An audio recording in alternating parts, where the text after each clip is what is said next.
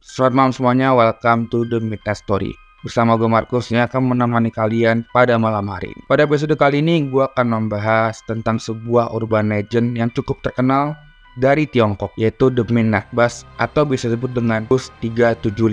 Yang pada saat itu ternyata urban legend ini cukup sangat terkenal hingga membuat banyak orang enggan untuk naik bus pada saat tengah malam. Bagaimana kisahnya? Mari kita bahas.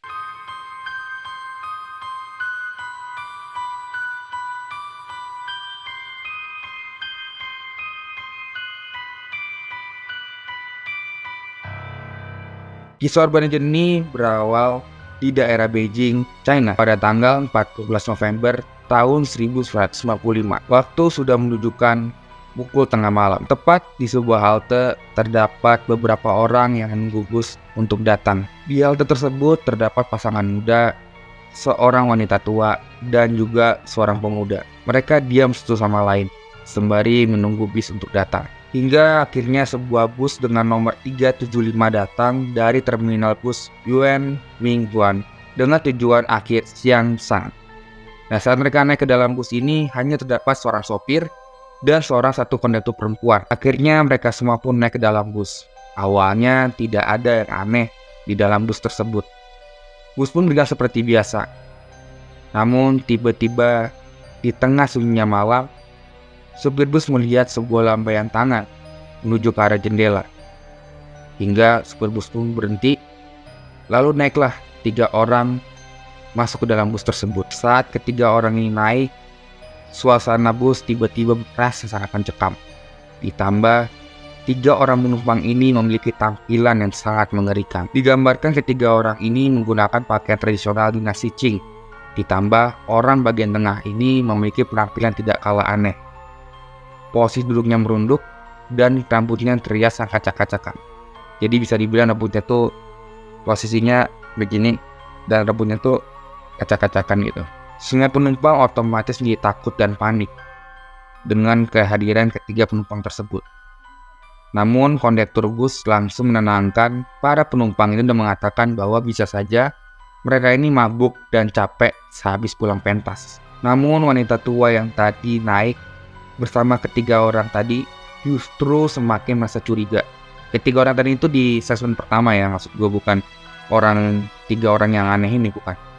Nah, justru dia ini masih makin merasa curiga ketika dirinya memperhatikan gerak-gerik ketiga orang ini yang tidak biasa dan justru membuat dirinya semakin takut. Suasana mencekam ditambah dengan suara angin dari luar yang justru terdengar seperti suara siulan. Nah, setelah melewati 3-4 halte, akhirnya pasangan muda ini memutuskan untuk turun karena merasa takut dengan kehadiran 3 orang yang duduk di belakang tersebut. Tak setelah berapa lama, si perempuan tua yang tadi merasa takut pun tiba-tiba marah-marah kepada si pemuda yang ikut bersama mereka, dan dia berkata bahwa dia merasa dompetnya dicuri oleh pemuda tersebut. Pemuda tersebut kaget dan marah-marah, dan dia tidak terima kalau dirinya dituduh sebagai pencuri. Nah, namun si perempuan tua ini justru kekeh dan memukul anak muda tersebut, dan yang tersebut tuh meminta si kondektur untuk menurunkan mereka di halte terdekat supaya dia bisa membawa pemuda ini ke kantor polisi terdekat. Nah, akhirnya setelah mereka berdua turun, pemuda itu kaget karena tiba-tiba si perempuan tua yang tadi marah-marah ini justru berbalik menjadi lembut dan sangat baik, dan perempuannya langsung berkata, "Aku sudah menyelamatkanmu," kepada si pemuda itu. Tentu aja pemuda itu pun kaget dan bingung dengan perkataan si perempuan tua ini. Tadi perasaan marah-marah, kok sekarang malah baik dan bilang sudah menyelamatkan saya? Maksudnya gimana?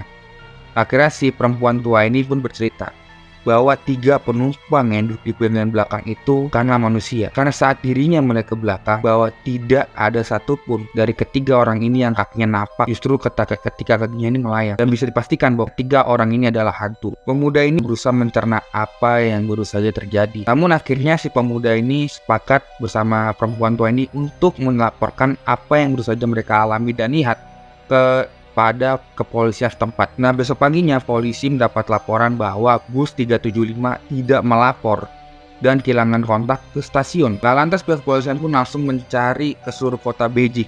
Namun hasilnya nihil. Nah, kabar hilangnya bus ini tuh ternyata sampai ke media televisi. Jadi bisa dibilang heboh waktu itu bus 375 hilang. Nah, akhirnya pada 2 hari kemudian polisi menemukan bus 375 tenggelam di daerah Waduk Mihyun yang berjarak sekitar 1000 km dari Franklin Hills, yaitu tujuan terakhir bis 375. Nah, saat diperiksa oleh pihak polisian, mereka terkejut karena pihak polisian itu menemukan di dalam bus tersebut terdapat 3 mayat. Yang pertama sopir, kedua kondektur, lalu sosok laki-laki tanpa identitas. Dan anehnya lagi, ternyata bis itu tidak memiliki bensin.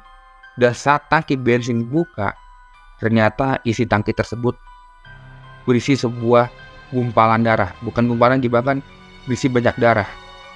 Jadi selama ini bus itu jalan pakai apa? Nah, selain itu juga terdapat hal janggal lainnya pada saat itu, karena temukan kondisi mayat sudah sangat membusuk. Jadi bisa dibilang waktu posisi bus itu hilang ditemukan 2 hari, harusnya kan posisi mayat itu belum terlalu rusak. Nah, namun polisi ini menemukan bahwa kondisi mayat itu sudah rusak, atau bisa dibilang mayat ini kondisinya seperti sudah bertahun-tahun lamanya gitu. Nah, dari keterangan CCTV pun dicek dari area bendungan dan sepanjang jalan itu tidak ditemukan adanya tanda-tanda bahwa bus 375 ini terlihat. Bahkan CCTV ditemukan kosong pada malam itu. Nah, hingga saat ini kisah bis 375 menjadi sebuah urban legend yang tidak memiliki kejelasan. Itulah kisah urban legend bis 375 yang sempat menggemparkan kota Beijing pada sekitar tahun 90-an. Nah, kalau kalian suka video ini, jangan lupa like, subscribe, dan juga share.